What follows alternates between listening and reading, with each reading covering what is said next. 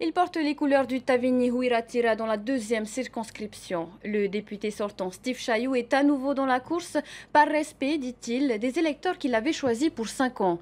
Il s'agit aussi pour lui de poursuivre le travail engagé depuis 2 ans au Palais Bourbon. Naya Bennett.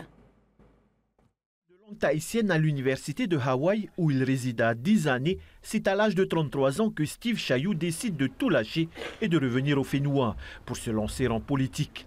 Un choix de conviction mais qui ne reflète pas forcément sa personnalité profonde. C'est un Steve Chayou qui est simple, qui n'aime pas beaucoup apparaître en public ou à la télévision. Je suis quelqu'un quand même de relativement discret, notamment dans les médias, parce que je suis quelqu'un qui a besoin de mon intimité et de mon petit cocon, tout simplement. Mais en 2022, il est propulsé au devant de la scène avec Moetai Broderson et Temat Eye Le Gaïk lors des législatives qu'il remporte avec brio. Parti pour une mandature de 5 ans, c'est finalement au bout de 2 années que son mandat de député s'arrête, suite à la dissolution de l'Assemblée nationale par le président de la République. Une décision difficile pour le candidat qui avait pensé un temps ne plus se représenter. Suite à la décision d'un homme, la décision du peuple a été cassée. Cassé tout simplement. Et donc c'est dans cet esprit de responsabilité qu'on s'est dit non, il nous faut continuer et aller jusqu'au bout du mandat que les Polynésiennes et les Polynésiens nous ont accordé.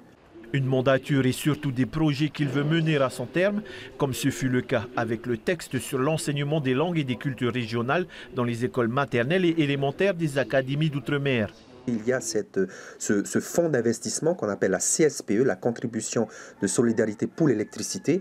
Ce fonds d'investissement permet à l'État de contribuer pour une certaine péréquation du prix de l'électricité partout sur le territoire de la République, à l'exception de la Polynésie, à cause de notre statut d'autonomie. L'idée que nous avons, c'est de plaider auprès de l'État que l'argent que l'État investit dans cette caisse-là, qu'il puisse alors l'injecter dans notre transition énergétique.